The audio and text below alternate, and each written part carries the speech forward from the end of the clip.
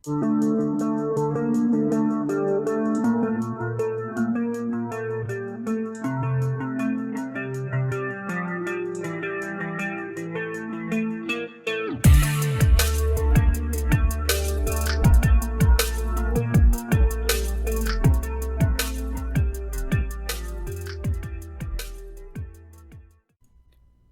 tym materiale będzie polska spółka.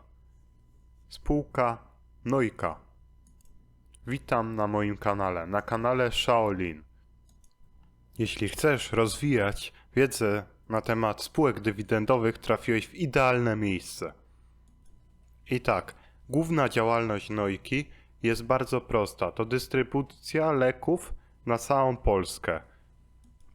Nojka wspiera przede wszystkim niezależne apteki. Wyposaża te wszystkie apteki w niezależne narzędzia, dzięki temu są o wiele bardziej konkurencyjne na rynku.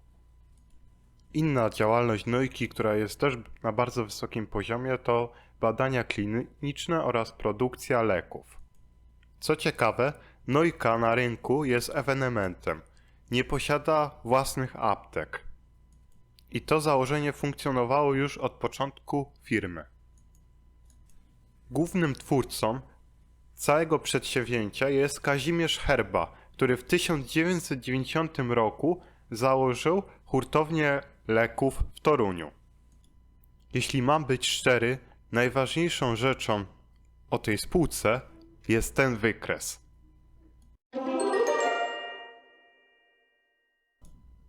Ten wykres to polityka dywidendowa spółki.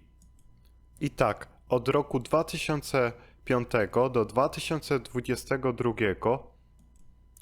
co roku dywidenda wzrastała 15,5%, więc ta informacja według mnie jest bardzo bycza. W porównaniu do innych spółek dywidendowych na rynku Polski, w Nojce co roku wzrasta dywidenda, a spółka ma politykę dywidendową, której przedstawia systematyczny wzrost dywidendy o co najmniej 10% co roku. Spółka w swoich materiałach wideo często chwali się, że jest bardzo elastyczna i odporna na kryzysy. I coś w tym jest, bo zarówno w roku 2008, jak i w roku, gdy mieliśmy problemy z COVID-em, polityka dywidendowa nie została zachwiana. Nojka rozwija się też bardzo mocno, jeżeli chodzi o badania kliniczne. Współpracuje m.in. z różnymi ośrodkami badań klinicznych. Przykład Hygio lub Pratia.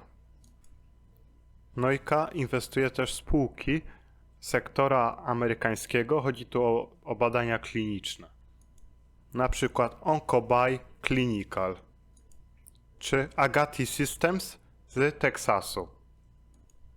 Teraz przejdziemy sobie do najważniejszej rzeczy, czyli naszych wskaźników na końcu tego materiału. I tak, najważniejszy wskaźnik tutaj, czyli dywidend growth 5-letni, wynosi 15,2%, czyli mamy powyżej 10%, 2 punkty. Następnie Altman Z-Score 3,05, jest powyżej 3, 2 punkty. No w tym przypadku chcielibyśmy, żeby to było więcej, ale 3,05 też jest bardzo dobrym wynikiem. Następnie dywidend yield 0,94%.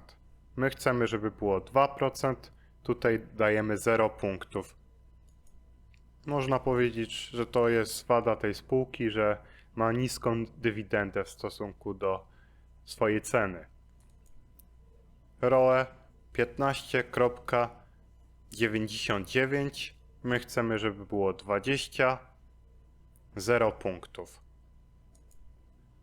Na końcu sumarycznie Nojka otrzymała 4 punkty na 6, więc jest dobrze, ale nie idealnie.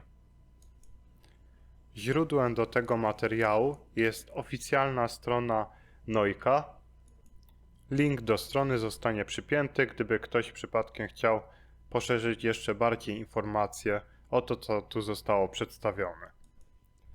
Na koniec tradycyjnie Materiał, który tutaj został przedstawiony, jest opinią, a nie poradą inwestycyjną.